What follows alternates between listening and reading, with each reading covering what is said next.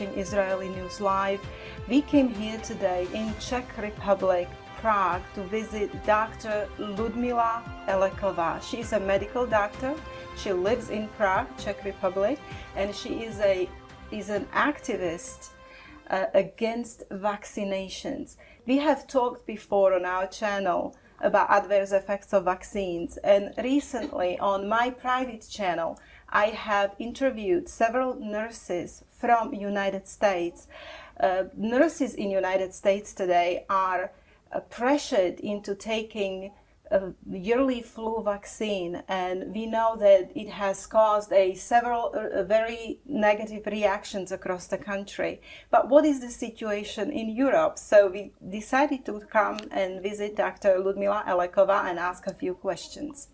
Dr. Elekova, so you are actively speaking against vaccines here in Czech Republic. You are one of very few doctors here speak out against vaccines, but you are one of the bravest doctors that I know, because I saw a lot of your shows on YouTube, and I didn't really see any other doctor but you. I was able to find you.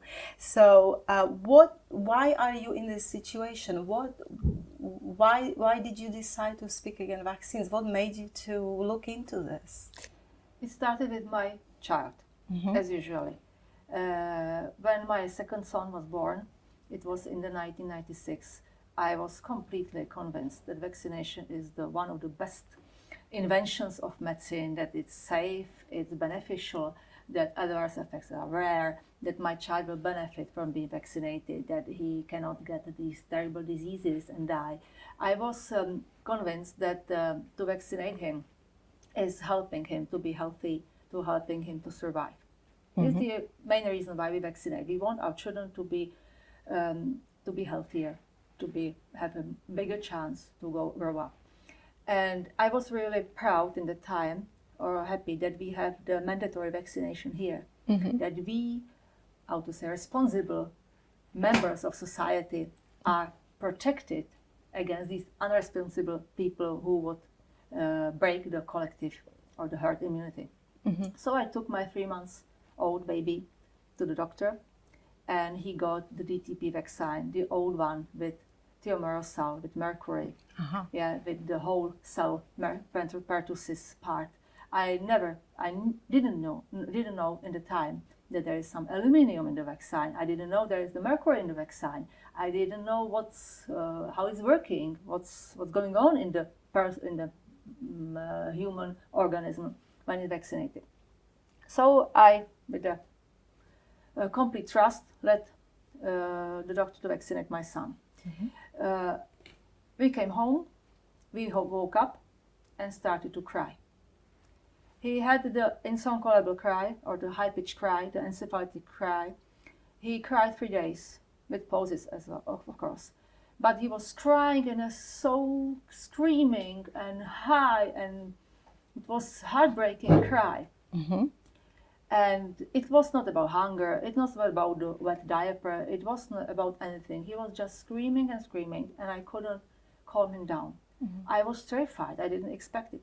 And when after feeding him, I unwrapped him. The whole his bottom, the half of his bottom was red, completely swelled, completely red, not just a spot, the whole half of his bottom. So it was as well the allergic reaction. He had some fever, but the fever was not very high. It was about 38 degrees. But he was screaming, not drinking, and etc. It went about 3 days. Of course, the next day I called the doctor. I was very terrified. And he told me, well, okay, the next dose we give in a different way. I didn't know that this is the reaction which should be reported to the authorities. It should be reported to our regulatory organ. I didn't know that this reaction means probably it was allergy, so he should not be vaccinated again. I didn't know it is a reaction which is touching his nervous system, so that he shouldn't be vaccinated anymore. So we went on. The other vaccines was without reaction, but after his first dose, when this acute thing subsided, his sleeping pattern changed. He started to wake up every night, every 20-30 minutes, with screaming. It went for months. I was like the zombie in the day. I didn't, but what's important, I didn't connect it in that time that his change in sleeping is still the reaction to the vaccines. So you didn't connect all that I was to thinking, vaccine? well, maybe there is something in surroundings, something in the daily regime, something is, I don't know. Mm-hmm. So he stopped sleeping. And when he was a toddler, there was banging with head in temper tantrums, terrible tools. He was very angry, very aggressive, very upset for everything. And he was banging his head against the pavement, against the wall, against anything in the affectionate. He was very negative. It was very hard to educate him, to take care about him. But he was talking perfectly. He was developing perfectly. There was no problem in the development. Mm-hmm. Compared with his older brother, they were talking in 2 years, they were talking in sentences. Okay. It was normal then. All children were talking in sentences when they were 2. They had hundreds of words. He was playing with everything. He was a good finance, gross skill motors. He had 3 years, he was completing small Lego. No problem with development. Maybe if he had some problem with development, with some hypotonia, anything, maybe I got some suspicion. But I had no information how to connect these things. So you are a medical doctor, and when you were in medical school, Yeah, they didn't teach you about adverse effects or what you can expect or what can happen? What I knew in the time was that the vaccine is making you produce antibodies. Mm-hmm. That's all about immunity. That maybe you can have some allergic reaction as to everything.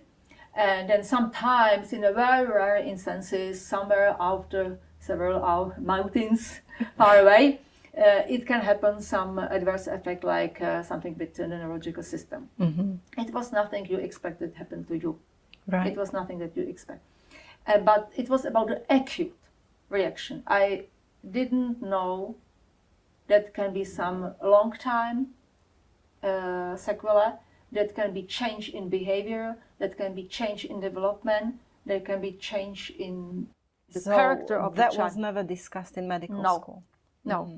I told you, I never even know what is in the vaccine, the ingredients. The ingredients. So it took about 9 years until I find out that the problem with the behavior with my son is because of the vaccination. So you started to study any scientific... No.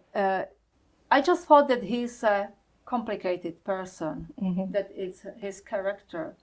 But, you know, it was strange because something inside me was saying me, it is not normal.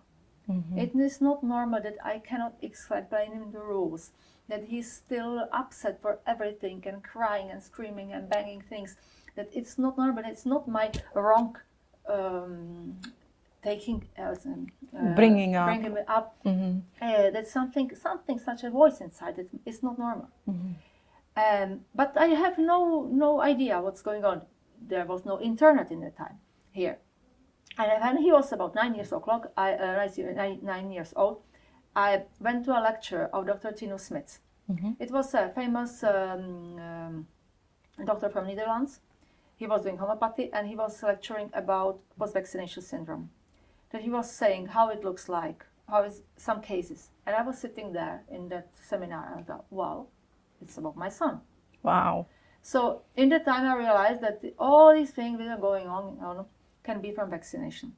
So I started to treat him with the homeopathy. In that time, with the way how to treat it, it helped a little.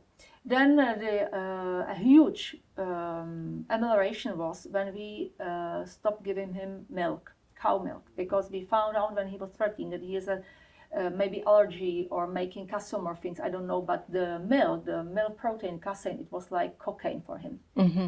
So after several days without milk products, I had a different child.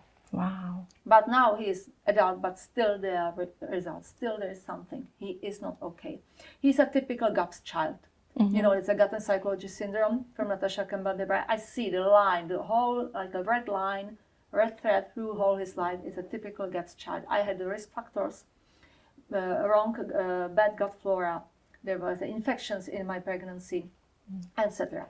So I see it and I look back. So it was my own experience, and then experience with my homeopathic clients. When I saw the pattern which Dr. Smith talked about, I started to see in the children. And I realized it's really a mass thing. Mm-hmm. And I started to be curious, because in the time it was about the homeopaths were saying, well, vaccination is not okay, there can be some problems which are not recognized by conventional medicine. And because I'm a doctor and I knew that I need better arguments, I cannot say, well, homeopathy says vaccination is not good. It sounds like a nonsense for the people. And the internet came here, so I had access to a lot of resources. I start to be curious, and I start to study and look the things. Well, and as time went on, it was developing and brought me where I'm here. Mm-hmm. So all my objections against vaccination are rooted in the normal official science. Scientific it's research. Nothing alternative about it. Mm-hmm. Although it was my experience with homeopathy which brought me to the idea to start to investigate it. My objections, my concerns are rooted in the science. And in several years there is a boom in this scientific examinations and research. Mm-hmm. That they started maybe 10 years ago, 15 years ago. They started to research what is in the vaccine, what the adjuvants are doing. Mm-hmm. They started to research the aluminium adjuvants. That's my next question. When I'm comparing, let's say, Czech Republic to United States, our latest CDC findings, Center for Disease Control and Protection, has admitted that excluding all these heavy metals that are inside the vaccines, live viruses and bacteria, as well as dead ones, okay? We can find like monosodium glutamate, formaldehyde, we can find pig blood, monkey blood, that we can find fetal cell lines. These are cells from aborted babies. I saw the list. It's a WI38 from a 14-month-old aborted fetus, female fetus. Okay, so we have fetal cell lines. Mm-hmm. Cancer line. Cancer cells. SV40 virus that was actually admitted by CDC, and on their website that millions of Americans were injected with cancer virus SV40, and then they took it down.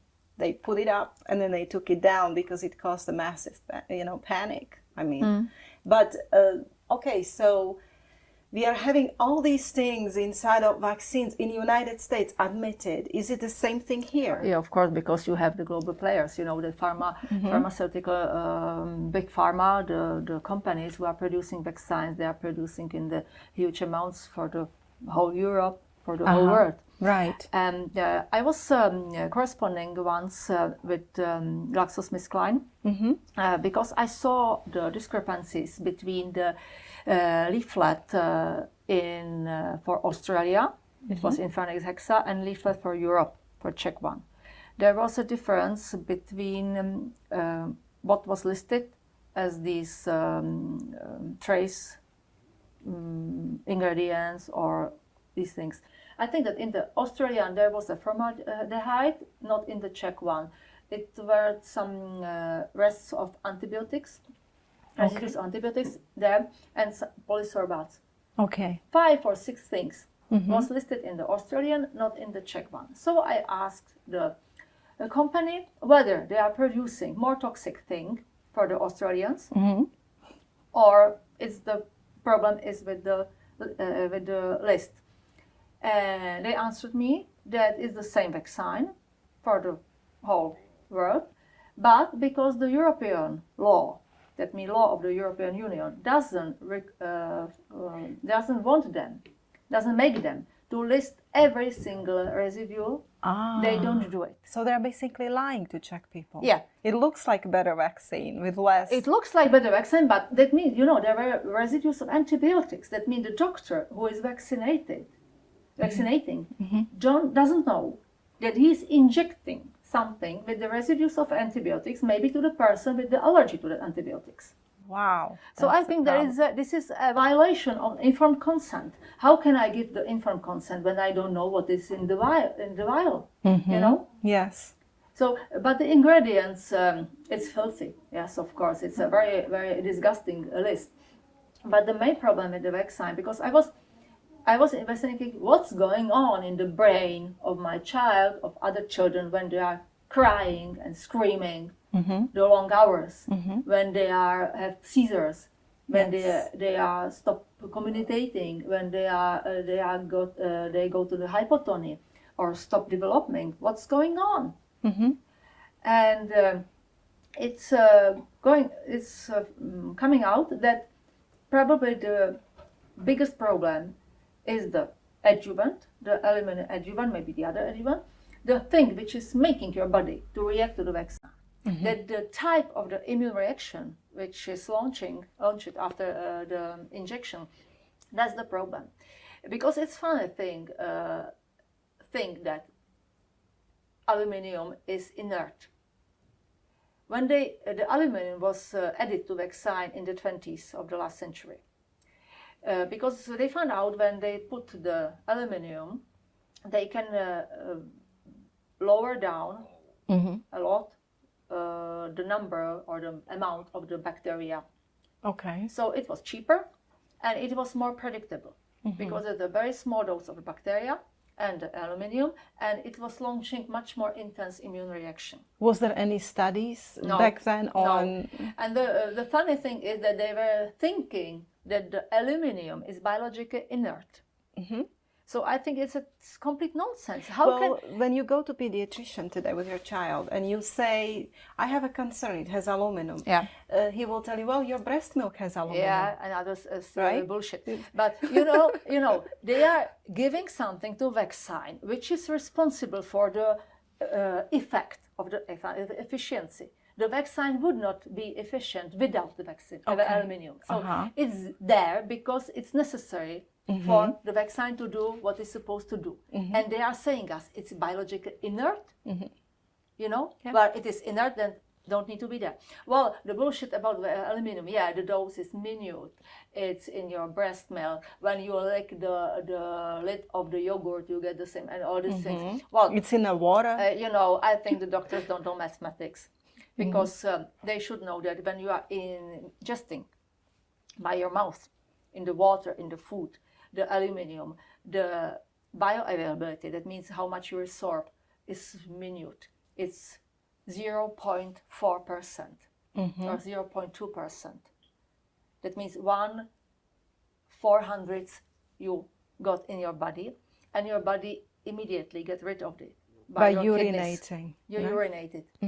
It's in several hours. It's out of your body by your kidney.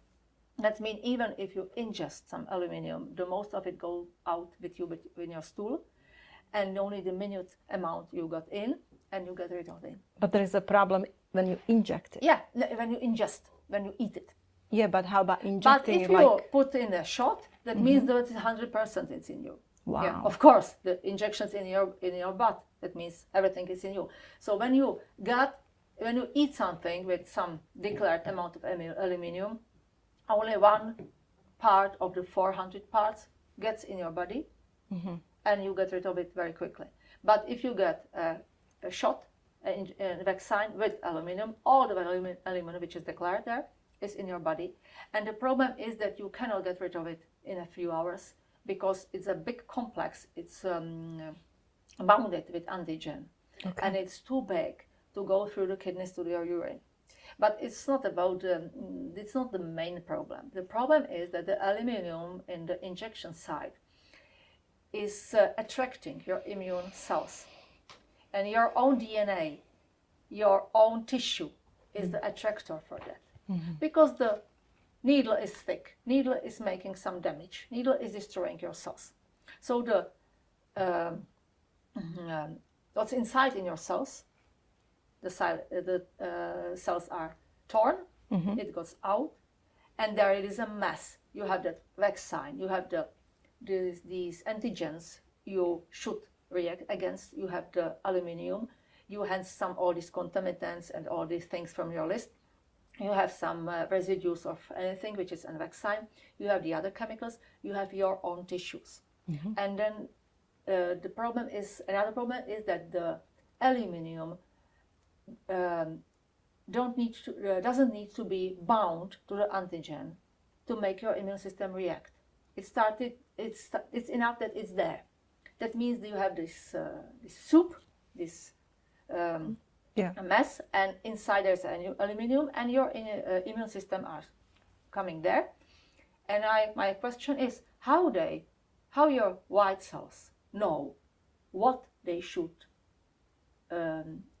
react to and what they shouldn't. That means that autoimmune reactions, autoimmunity is inherent part of the vaccine effect.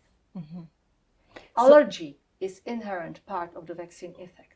So today allergies are on a rise. We know a lot of children have allergies. And I think he's from Israel, Dr. Yehuda Schoenfeld. Is a famous immunologist, and he coined the autoimmune syndrome induced by adjuvants, the ASIA syndrome. Sometimes it's called Schoenfeld syndrome, according to him.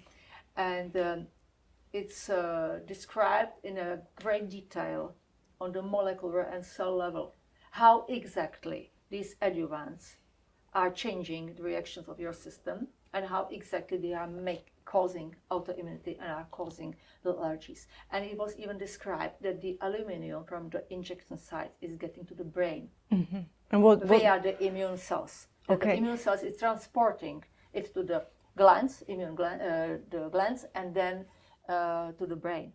So lowered immunity, which allergy is lowered immunity. You have allergies, lowered immunity, very but I think that these are lucky people who only have those. What are the worst side effects? I mean, it gets more complicated. The worst side effects is death. Death. Or neurological damage, or maybe brain damage, or which is another thing which is very strange, that we have the mass vaccination program since the Second War, since 50s. 50s. That means it's about 60 years. The people are vaccinated in this way about 60 years.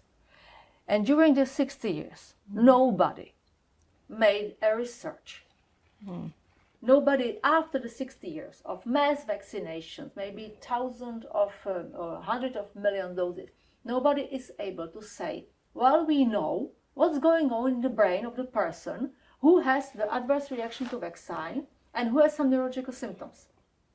Nobody is able to tell me what was happening with my son. What's going on in his brain when he was crying.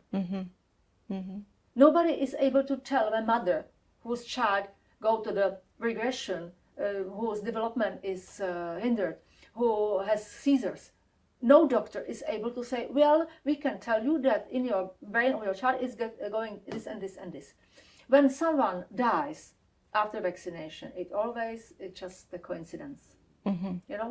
Always is a coincidence. Everybody is very quickly finished, but it cannot be connected. It's just a coincidence. When I was little, I was brought up in Slovakia under communism, and when they came to vaccinate us, they came to school.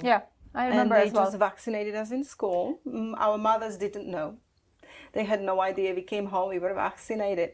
Nothing was signed by us children. They didn't have parents sign that, yes, you can vaccinate. So that was during communism, right? But today, here in Czech Republic, at least in United States, when you go to your doctor for a well check with your children, they recommend, of course, there is a vaccination program, and then they give you paper to sign.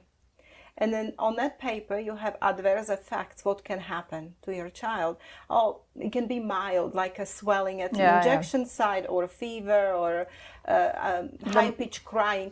But it can also cause neurological illness. It can cause SID, sudden infant death syndrome. And these mothers are signing that piece of paper, hoping that it's not going to be their child.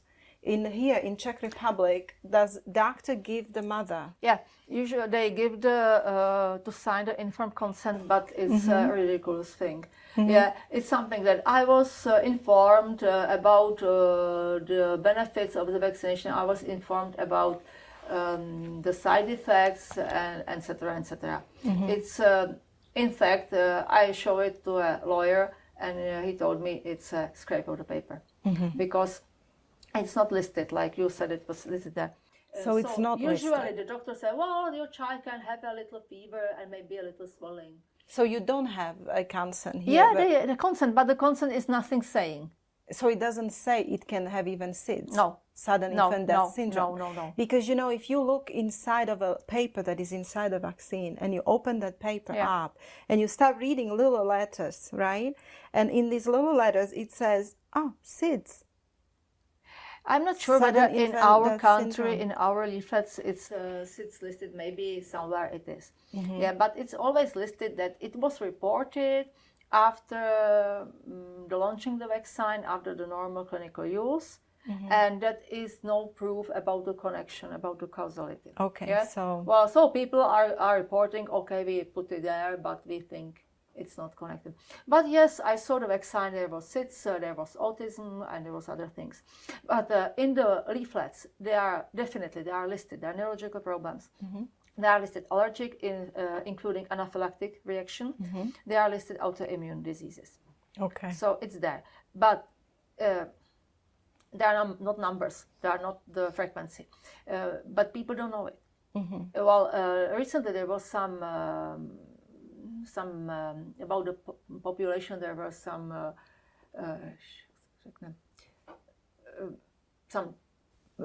I'm sorry, I cannot remember. It's okay. We can cut this out. Průzkum. There was a study? Not a study, just se ptali lidi, jakoby děláte volební průzkum, když they were asking people what they know about vaccination. Well, recently here they were asking people what they know about vaccination, whether they want mandatory vaccination, whether and they asked them what are the diseases we are vaccinated again, and only small minority, maybe 10%, know which diseases. Everybody wants mandatory vaccination. They are okay with that, or almost everybody. A lot of people want it, and they are satisfied with the system, and they think it's great, but they don't know which diseases it is against. That's a lack of education, and I think they trust their doctors. They trust the system. They trust their medical doctors, their pediatricians. Mostly yes, but I think that people start to educate themselves because really a lot of children and even the adult people have problems. And the mothers are connecting via social network, and they are sharing their experience. And they start to ask the doctors, but the doctors are not educated as well. Well, I will tell you, the objection of mainstream pediatrician is that's what they will tell the mother. They will say, okay, well, but vaccines helped us to get rid of infections like polio or whooping cough. But it's not true. So what do you say about that? Well, if you look at the historical data and the statistics and the curves which are showing, you see that 99%, 99% of not only mortality but even in the incidence was went down. It went down minus 99% before you started to vaccinate against anything. Oh, okay. So the diseases were wiped out. Yeah, the diseases were wiped out, or we were not dying on them anymore. You know, for example, when the measles vaccination started, the mortality was very low in the civilized countries. You see a huge drop in the incidence and a huge drop in the mortality between the first and the second war. So what was wiping up the diseases between the wars when we were not vaccinated? What was it? You have another argument against this, that you have diseases we never vaccinated against, like plague, cholera, typhus, scarlet fever, and other. Where are they? And Why we are not dying of scarlet fever? It was a deadly disease. Yes. It was a lethal disease in the middle of the 19th century. The lethality of scarlet fever among children was about 40%. That means 40% sick with scarlet fever died. It was the highest mortality of all the childhood diseases. The people were more afraid of scarlet fever than from variola. And why we are not afraid of scarlet fever? There was never ever any vaccine against it. We never vaccinated. And now in our country there are several thousand cases every year. Okay. Nobody is scared, nobody has problem. Why? Right. And 100 years ago, it was a bigger problem. But it was not about antibiotics, because if you see the curve, the graph, you see that the drop almost to the zero with mortality was before the war, before the antibiotics. So what do you think? Why did this happen? Why is this happening? What's the motivation for a vaccination? In the time when the first modern vaccines start to be invented, that means we are talking about the period between the First and the Second World War. The diseases were still there and were killing, because the social situation of the most of the people was not good. There was of poverty, there was malnutrition, not good living conditions, dirty maybe water, food, etc. That means children got the diseases and were dying of the diseases. So it was there. So there was a request from the people, from the government, to do something. So they started to develop a vaccine, because they believed that if the vaccine makes you to produce antibodies, it means protection against the diseases. Right. But it's not true as well. Yeah. But they believe like that. So when they started to develop the first vaccine, it was against diphtheria, against tetanus, against pertussis, against smallpox in that time as well. Yeah, it was all. So the diseases were really a big problem. And they started to vaccinate, and the diseases were going down. So it was easy to make a mistake, and mistake the correlation with causality, because correlation is not causality. And the diseases were going away, not because of the vaccination, but because of the making people better living, maybe better apartments, clean water, veterinary controls of food, Yes, maybe better hygiene. Maybe water toilet, Right. washing myself every day, Yeah. going outside to the sun, Doing laundry. shorter working day. Yeah. You have two union organizations, thanks for the extinction of the diseases, because the working people were not working so long hours. They forbidden child's work, children's work, etc. So this was a big change. If you imagine how common people lived in the middle of the 19th, how they lived 100 years later, it's a big difference. So somehow the propagators of vaccine didn't realize that not only these diseases are going away, but only the other diseases we were never vaccinating against. Wow. And so these 4 diseases, there was a demand. We want to do something with them. Polio was another case, but the polio was a little complicated. You have to know that before there was a vaccine against polio, to get the diagnosis and to fill the statistics, it was necessarily 2 things. The flabby paralysis, which lasted longer than 24 hours, and exclusions of the bacterial cause of the neurological symptoms. No virus testing, no serology, nothing, just the clinical picture. And that was all. But there was a big epidemic after the war, but the causes, it's not about the virus. It's probably about DDT, about the other toxins. Okay. And it's funny because the polio is the only disease in the time whose incidence go up with the better living conditions. Yeah. Yeah. And the explanation is like that. We need to be exposed to the microbes in a specific age, in a specific order. They have to come according to the time schedule. Okay. Yeah. So the baby and the toddler should be exposed to a lot of things, even parasites. So maybe that's So- why it's good when So they it play in helps the to dirt. mature his immune system. Right. And when the child gets in contact with poliovirus, when it's a small baby, Mm-hmm. it usually goes without any symptoms. And when the contact is later, it can make symptoms. It's similar like the other diseases. If you have, for example, a BV, Epstein-Barr virus, Mm-hmm. when a small child is infected, usually it's no disease or just a minor problem. When a teenager is for the first time infected, gets mononucleosis. Yes. Or the childhood diseases. If you have a measles as a small child, you have probably much more better course of the disease compared with the adult people. So because of the better living conditions, that means less dirt, Mm-hmm. the children were not exposed to the poliovirus in the ideal age. The other thing was that after the Second War, the children were not breastfed. It was in the fashion. It was out fashion. The fashion was the bottle. Mm-hmm. So somewhere I saw the statistics that in the 50s, only 5 children leaving the hospital after the birth were breastfed. Wow.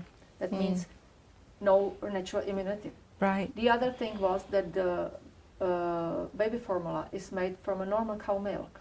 Mm. And the cows were grazing and were eating the grass, and there was DDT in the food chain. Mm-hmm. So the children were fed with DDT. In the US, in the time, you can buy a DDT bottle in the drugstore and put it in your own lawn. Nobody was caring. Yes. Yeah, nobody knew that it's a problem. Mm-hmm. So there was a contamination of these things, etc. And there were a lot of doctors who were very successful in treating polio at the time with Mhm. megadoses of vitamin C or Yes. some other naturopathic Yes. approaches, Mm-hmm. because they thought that it's an intoxication. Mm-hmm. And there was a great demand to make something with the epidemic, because it's really terrifying. Imagine you have a completely healthy child. Mm. In the evening it goes to the bed, gets fever, and the second day is paralyzed. Mm. So it's very natural to understand why people were terrified and they Right. want something. Mm-hmm. So they were working on the vaccine. They found out that the live virus is causing polio. Mm-hmm. There were outbreaks from the vaccine. Mm-hmm. So then there was invented the dead virus. Okay. But still, in the situation that if the doctors were faced with the situation that the vaccine is causing polio, with this atmosphere of high expectation, Mm-hmm. and they were not able probably say people, well, sorry, we didn't make it, it's not working. Instead of it, they changed the criteria. They changed the symptoms. That means if you, after the vaccination, should be listed as polio, if you should be listed as a polio case, you have to be paralyzed for 60 days, so from 1 day to 60 days. Mm-hmm. Suddenly they start to have a separate list of the aseptic meningitis, that means virus meningitis, so other cases of virus meningitis which were before belong to the polio, suddenly was listed extra. And they find out there are different viruses which are making this polio-like syndrome. That means they started to make the serological tests. So after the vaccination campaign, you have to be paralyzed for 60 days, and you have to have proof of the poliovirus. Okay. And all the other causes, which are in the big bag Mm-hmm. together before the vaccination, started to be listed extra.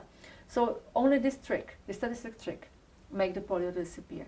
And recently I look in a Czech statistic page, website, where they list some diseases which are tracking the incidence. And I knew what I should look for. There are several hundred cases in our republic of the diseases which very probably would be listed like a polio before the vaccination. Mm-hmm. But they are listed like something else. I'm not saying it's polio. I'm just saying that the clinical picture Looks like the polio, and probably could be listed as a polio before. Mm-hmm. So here was in Europe, especially in the post-Sovietic, the Soviet bloc, Mm-hmm. we used for a long time, you remember it, that was the spoon with the sugar, and with the vaccine. So we were using the live oral polio vaccine. Of course, sometimes it caused polio, sometimes it caused some people to be paralyzed, but it was working, it was effective in extinction of the wild virus from the ecosystem. Okay. Because it was by mouth, so it was going through the digestive system, and the person who were vaccinated was eliminating the virus in the system via its stool. Okay. So it was getting to the water. Yeah, no. And the whole family was revaccinated in that time because the mother was handling the diapers and was revaccinating herself. Right. Yeah, it's not possible to avoid it. So it was working in this sense that it was really changing the virus in the ecosystem, but it had a high cost. So polio was a little different disease. Okay. You know, but the main reason why diseases went away was cleanliness, hygiene, Maybe better food, like everything. more fruits, vegetables instead of. There was a very interesting study. It was made in Pakistan, in Karachi, maybe 15 years ago. I think it was in 2002. When they made a very simple study. It was just a rather poor neighborhood. One neighborhood was just the control. The other two were the intervent groups. One group got normal soap. Soap. The other got the disinfection soap. Like with antibacterial soap. soap. Antibacterial soap with triclosan. And the instructions were very simple. Wash your hands after using your toilet. Wash your hands before preparing food. Wash your hands before eating the food. Wash your hands after you change the diapers in your baby. And wash yourself and your baby or your child every day. Just put the soap on your and wash yourself. Very simple. The people had no washing water toilet. They were eating the same food. There was dirt everywhere, no canalization, nothing like that. Yes. Only washing the hands. And the result was that during several months, when using the soap, the incidence of pneumonia and acute diarrhea in children fell down by 50%. Wow, that's huge. It's huge. Only washing the hands. And you have to know that these diseases are lethal, are deadly, because the child can probably die. Don't get to the don't get antibiotics, don't get infusions. That it's deadly. Pneumonia and diarrhea is killing about 3 or 4 million children worldwide a year, every year. So only 50% only washing your hands. And imagine that you gave them refrigerators, that you look what the butcher is selling, whether it's clean, that you put the water, running water, and water toilet. So by improving our conditions of hygiene, food, cleanliness, it's better than vaccinations. Of course, and without risk, results. because the soap doesn't kill anybody. And there were another study in Africa. There were several such studies, and it's necessary to say that the doctors who were conducting these studies were doctors who were living there, traveling there, and vaccinating and taking care about the children. That means that you have to believe in the vaccination, because they were spending their professional life in Africa treating pure black children. You are not doing something like that before for profit, you know. So they were with their good intentions. They were taking care about the children and vaccinating them, and they were tracking the health status and tracking the mortality. And they find out, to their big surprise, that the children which they vaccinated have twice as high mortality as the unvaccinated children in Africa. Well, that's interesting. And the reason the children was dying because of an infection, but they were dying because of so-called non-targeted diseases. They were not dying of the infections which were vaccinating against, but because of the other diseases. Probably adverse effects. And the authors of this study had to state in their discussion in the paper that vaccines are weakening the immunity, the cell immunity, the Th1 immunity. Right. And that the immunodeficit, which is caused, immunosuppression, which is caused by vaccine, make the children more susceptible to other diseases and is high in mortality. Well, you know, as I was doing research on vaccinations and pharmaceutical industries, it's a well-known fact in the United States that they're experimental. Vaccines are actually experimental. They're not really promising any protection or results. That's written in these little papers. It says vaccines are experimental and not necessarily effective.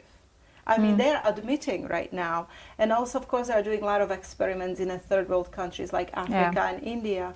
Recently, CDC has given out a study how 40,000 children in India have contracted polio from the vaccine.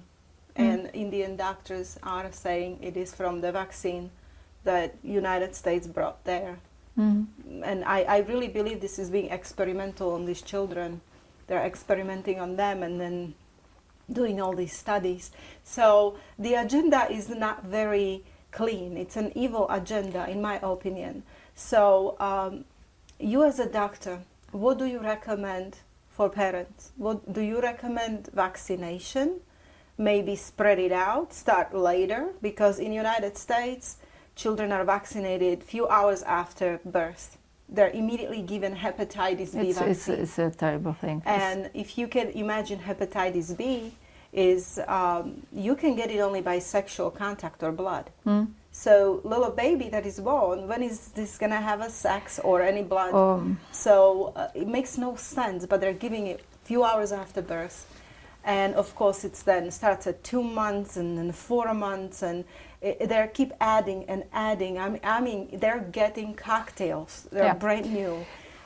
So what do you recommend for these parents?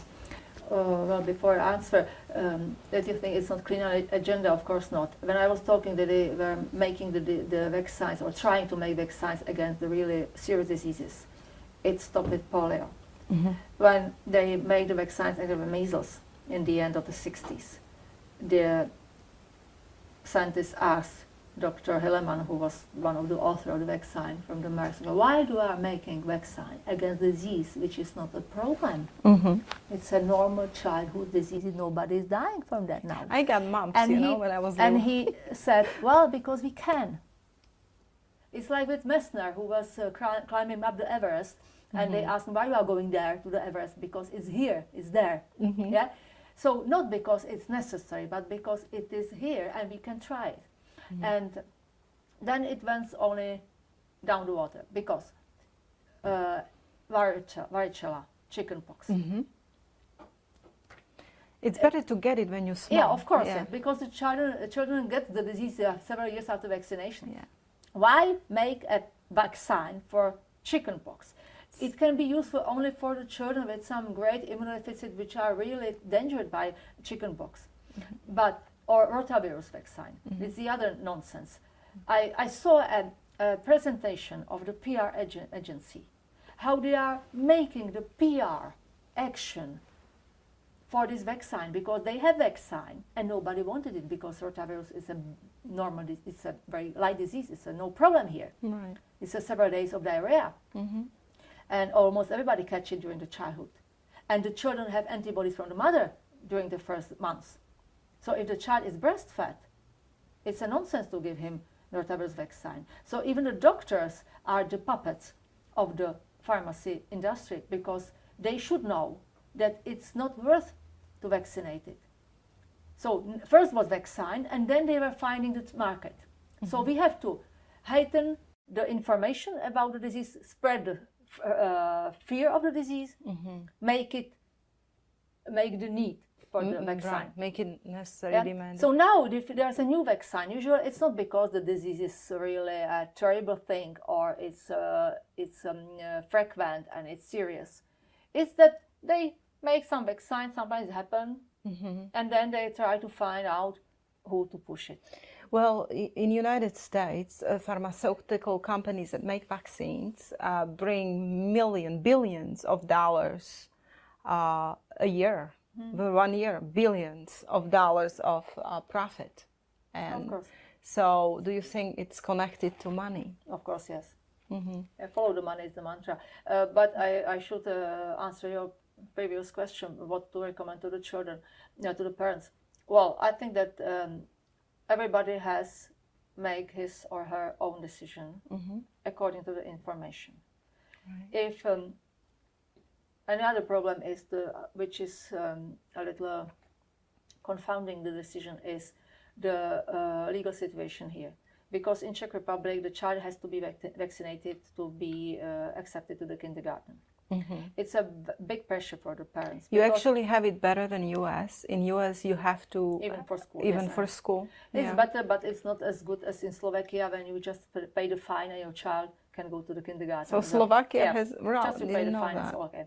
So here you can get the fine as well, but they are not giving them because there were several trials. Okay. Which ended in the constitutional court, which said it's not possible to make the fines. So they are not, the health authorities are not giving the fines anymore because it's for them it's the vain job, vain work. But there is a big pressure that there is a paragraph in the law that the child had to be regularly vaccinated or has to have contraindication. Or has to be immune against the disease. And in other case, cannot go to the kindergarten. But here, kindergartens are very cheap. And for many people, it's the only way how the state kindergarten, because the private kindergartens are quite expensive. It can be 10 times more. Yeah. And the price for the month's private kindergarten can be as much as the salary of the woman, so it's 0 to 0. Right. So a lot of people which are not earning a lot of money need the state school, kindergarten because the mother has to go to work. Do you have exemptions in Czech Republic? You can have medical exemption, and it's in the law. Then the child, if has medical exemption, then he can go to the kindergarten because cannot be discriminated because of the health status. But how about religious exemption? But the doctors are not very willing to give the medical exemptions. Yeah. It must be really something very, very bad to give the exemption. Religious exemptions or even non-religious exemptions because of the consciousness is possible. There were two decisions of the constitutional court that you can have this exemption and you cannot be punished for that. That means you cannot get a fine, but still it's not a way how to get the child to the kindergarten, because they are saying it's not about the discrimination, it's about the protection of the public health. Right. Right. But it's a stupid argument, because it's only about kindergarten. When the child goes to school, can go to school without vaccine, but cannot go to some trips and school in the nature and the camps without vaccination. So they can sit in the classroom next to one each other. But when they're in the nature and sun? No. It's just that how is harassment? It's no public health. It's just the harassment. It's just the pressure how to keep people vaccinating, because. But recently they say that the last year of the kindergarten from the 5 year of age is mandatory, and when something is mandatory, there can be any conditions. So suddenly, from one school year to another, a year before the children cannot go to this kindergarten without vaccination. Now the 5-year-old can. So there is no argument how to explain this in the terms of public health. It's almost comical. It's comical. It should be. It would be comical if it would not complicate the life of so many people. So there are no arguments on the establishment side. How can they explain and argue that we really need this law to protect public health? The other thing is that even the children who are all the times in their vaccination record probably are not immune. I saw serological surveys. 90% of kindergarten schools don't have enough antibodies against pertussis. Wow. Against pertussis bacteria, that means they are the antibodies they should make the collective immunity, the herd immunity. Right. 90%. Half school children don't have any antibodies against mumps. But they need to be vaccinated to go to the camp. Wow. Well, it's ridiculous because it's not working. There are a lot of failures. So even in the pertussis, maybe every if you look in the bigger picture, about 20% children who are coming to the kindergarten are not immune. There's the official number that the effectiveness of the pertussis vaccine is about 80%. So everybody has to be vaccinated according to the law. Everybody has to be perfect record, and nobody is interested in the fact that 1/5 of them are not immune and can spread the disease. There was a case in Israel. I saw the study some years before. There was a baby in the family. The family has 2 older children, and one of the children took home a pertussis and infected the baby, and the baby died. In the time of its death, it has only 1 hexa vaccine shot. All the family was vaccinated. I think that they got vaccinated before the pregnancy, or around the pregnancy, to make the cocoon protection. That means the cocoon means that the surrounding people around the baby are vaccinated, so they protect the child by themselves. It's just complete nonsense. But these people did it. So they were all recently vaccinated. All were coughing, and they were making the investigation who brought the pertussis to the family. And the other siblings went to some daycare center, and 100% of the children in the daycare center was vaccinated, and they found among these about 100 children 5 carriers of bordetella pertussis. That means the authors of the study say that the vaccinated children are the reservoir of the infection and can infect the vulnerable infants. That means that's the herd immunity in reality. There is no something like that. Even the vaccinated can be infected and can spread it. And the problem was that they did not have the typical symptoms. They were just coughing a little. It looks like asthma. It looks like bronchitis. Nobody got suspicion, well, it could be pertussis, because the cough was not so a problem, just a normal cough. Right. Yeah.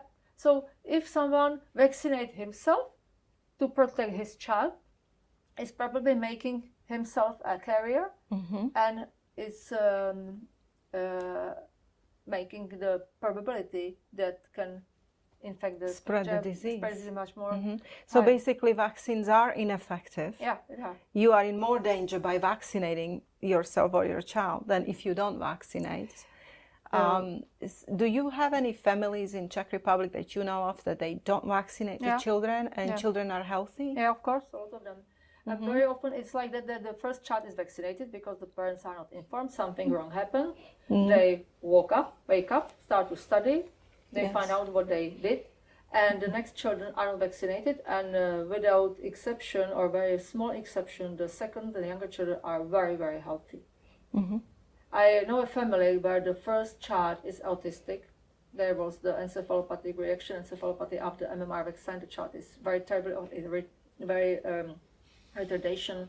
So the child is about 6 or 7, but it's on the level of the 1-year child, in diapers, not talking. It's terrible. So when the mother was expecting the second baby, she was a little cautious, so she vaccinated a little later, but the girl had the regress in development as well. She stopped talking or babbling or making noise sounds after the hexa vaccine. Was just lying, looking like that, and doing nothing. She is now, the girl is about 3, 4, and she's not talking, or not talking, maybe some words. She's a little word, a little in the spectrum, but not exactly autistic. But there are signs of the spectrum, but she's not talking. And the third child, which is now 1.5 years, she didn't vaccinate at all, and the child is perfect.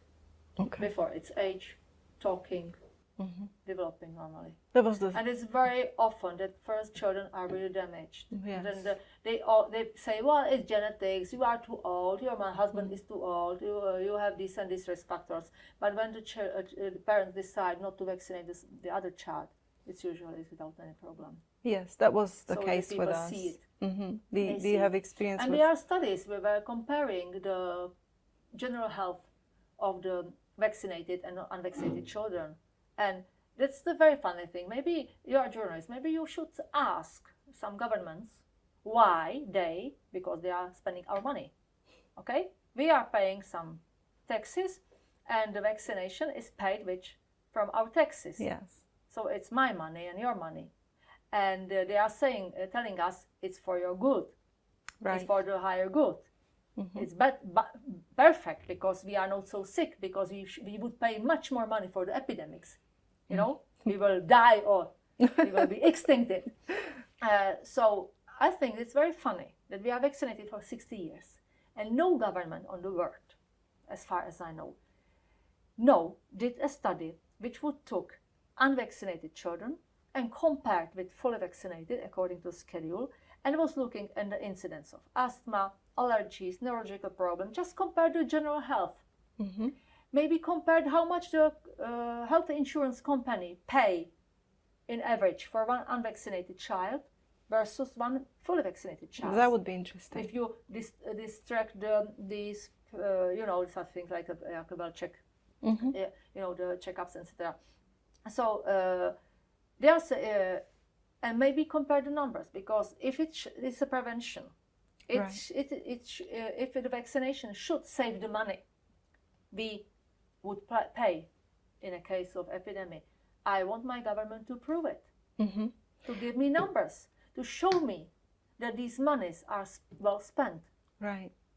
Right. And it's very suspicious that no government did it, because if they do it, and if it proves that vaccination is really, from the economic side, beneficial, there will be stop of the discussion. Mm-hmm. Nobody will resist. Everybody will be saying, okay, now I have, maybe there are some risk factors, but everything is risky in the life. So if you will get the proof that your child, as a vaccinated child, would be healthier than your unvaccinated peer. Mm-hmm. So the answer is really education of the public, education of doctors. That's the answer. But going back to recommendation, because people are asking for, okay, we have done it. We have allowed doctors to inject our children. Now what? What do we do? Is there any help? Is there any hope? Of course there is a help. Well, I think if the child is okay, really okay. Mm-hmm. Well, some kids are relatively... They have good luck and they can live it like that. Right. People ask me what to do. Everybody has to decide by himself. Mm-hmm. So you have the information and you decide. I, after the years of the study, came to the conclusion that no vaccine is safe, and no vaccine is safe the risk. So it's worth the risk. Mm-hmm. So for myself, I don't vaccinate myself against anybody, neither my family, because I know it. Right. Yeah, and I saw it for the first hand, and I really don't want to risk it. So, but some people are still afraid of the diseases. So if they are really afraid of the disease, I tell them, okay, vaccinate, but make some precautious measures. That means the child or everybody who should be vaccinated must be healthy, no cold, nothing like that. Right. Must be healthy in the moment, at least months must be healthy. Perhaps they should start later, when the immune system is more mature. Definitely, if we are talking about the babies, I would never ever allow anybody to touch my child with vaccine before 1 year of age. Wow. I think that 6 months is the bare minimum. It's the absolute minimum. And it's not just my opinion, because the scientists which were talking and discussing the SIA syndrome, and they saw how in the animals, how the aluminum is getting to the brain, say that should not be vaccinated. Children should not be vaccinated before the 6 months because of the lacking blood-brain barrier. Right. That is really getting to the brain. That is very neurotoxic. So a little later, and spread the doses. Maybe 2, 3, 4 months intervals between the doses, and be very cautious about what's going on. If something's wrong after vaccination, something is different, you can have just a mother instinct. It cannot be. It needn't to be something really huge. Just you think the child is not very the same. It's nothing. Be very cautious. So, child must be healthy. It must be a little spread the schedule. The argument for the doctor, when the mother is struggling with the doctor say, well, I have to give you the second dose after 1 month. It must be like that. Right. No, it must not need to be like that. And even the immunological literature says that if you spread the doses, that the effect is lasting longer. Right. So it will be better protection from the vaccine. Never combine the Like vaccine. MMR. Like that's the Hexa deadly. and Yeah. Prevenar or something like that. Never combine, never 2 or 3 free vaccine together. Just spread it. Now I'm not a fan of dividing the vaccines to the different, people say, well, I want some vaccine which is not so combinated, like Hexa, there's 6 diseases. But you have to know that if you divide it, say, for example, give DTP and extra polio and extra hepatitis B and extra hemophilus, you have suddenly 4 times more doses. And the doses are not about the stitching, about the injection. It's about the stimulation of the immunity. Every dose of any vaccine is stimulating immunity in the way I was talking about. That in any dose, you are risking autoimmunity, you are risking allergy, you are risking some neurological problem. Every time. So I think that it's better to give it much later and give just this. If you need to have all the diseases according to the schedule because of the kindergarten or something, so if your goal is to give everything but in a more safe way, then postpone it as much as possible and give 3 doses only, one, second and the third with a longer interval of the some Hexa vaccine if it's necessary for the country, because it's safer than to divide it and giving a lot of doses. But there's more and more brave people. Mothers don't want to vaccinate at all. Like, for example, after what happened to us with our son, our daughter didn't get any vaccine. I didn't allow hospital to give her hepatitis B at birth, and she never one vaccine in her entire life. Now she will get some flu maybe or a little cold, but that's about it. She's very healthy and she has great appetite. She's a very healthy child. So more and more people are waking up. So I think that maybe we should keep educating, keep talking about this. Definitely. On a social media, just get connected with friends, talk about your problems, don't be afraid. We need to beat the system. We need to speak out. And now we have these doctors on our side. We have professional doctors coming out with those studies, with their experiences. So maybe we need to get all of us together and keep educating, keep speaking about it, right? Yeah, because I think it's the only or the one of the more important way, because system always resists to change. Right. Yeah, if you look in the history, all the big change were from downside. And revolutions came from the downside, and you cannot expect from a say professor somewhere on the clinic, who whole his professional life was saying the vaccination is great, was writing papers and going to the conferences and recommending it, that suddenly he said, oops, we were wrong all the time. Yeah, but the funny thing is that the science is really on the side of anti-vaccination, because it's showing what's going on under the cover, what's really it's making in the body, and it's terrifying. Terrifying, not terrific, the wrong word. Yeah, it's terrifying. Really terrifying. Well, I really don't want to that something like that is going in my body. So I think that if somebody is not forced to vaccinate because of the kindergarten or other pressures, and feels that he or she doesn't want to vaccinate.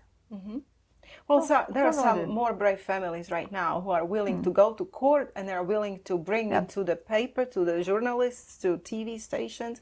They're willing to fight. And I think more and more people are coming out now with that, and that's wonderful. And we have to focus on no fear, but beating the system based on scientific studies. Information, Yes, and education people are waking is the up. key. People are waking up. But I think the system would not give up smoothly, because there's a lot of money there. Well, there are billions. Are doctors compensated directly for vaccinating? Like if they vaccinate, how many? It's not so much. It's it's about about €7 to €8 for vaccination, but they get some bonuses from the health insurance company if they are high coverage. Then they get some, maybe it can be some several thousand crowns a month. So And if they are not really bribed by the companies, there are much bigger money there. So there are motivation, and there is a motivation with the pressure with the education system, which we are still keeping them in the fear of the diseases, and really it's a propaganda, terrible propaganda. Like we spoke in the beginning, medical schools are still... health authorities are harassing the doctors as well. And I don't understand why they get themselves harassed, because the authorities have no right to harass them. Are you going through ostracism? A harassment? Not so much. It's strange. There were some problems, but not big. Maybe everybody got used to you by now, like, oh yeah. Probably, yes. Well, I don't Google myself, yeah. So well, when I Google your name, I don't let distract by these things. When I Google your name, Dr. Ludmila Elekova, it comes up always with anti-vaccine agenda, something against vaccines. Your name is definitely connected. So maybe, they leave you alone by now, which is fantastic. So I think that it's out there, Yeah. So I'm not myself just the only voice which is speaking. There are a lot of people who are saying the same. And the science is on my side. There was a case of the doctor, I don't remember how she was her name, who won argument with the British Medical Chamber, because she was saying the vaccination is not good, and they were harassing her in some disciplinary Is she trial. in the UK? In the UK, okay. and she proved, and the medical council had to say that she's right. So it was a big... It's funny that you don't see it in the newspaper. Well, we are very thankful that we have these brave male and female doctors in the United States and in Europe who are willing to fight publicly. And you're guys doing service to humanity and to mothers and fathers who know about this, who have noticed that something is wrong with vaccines. And it's really fresh air to us that we can find doctors to come to who understand us. So let's keep fighting the system. Let's keep talking truth and speak and have no fear. And I want to thank you so much for today's interview. Hopefully we will do some more in the future, more specific ones. And we are planning a huge anti-vax conference here in Prague, Czech Republic. Dr. Ludmila Elekova as well as Dr. Sherry Tenpenny are going to be our main speakers, and we will keep you posted about days and times. Thank you for watching.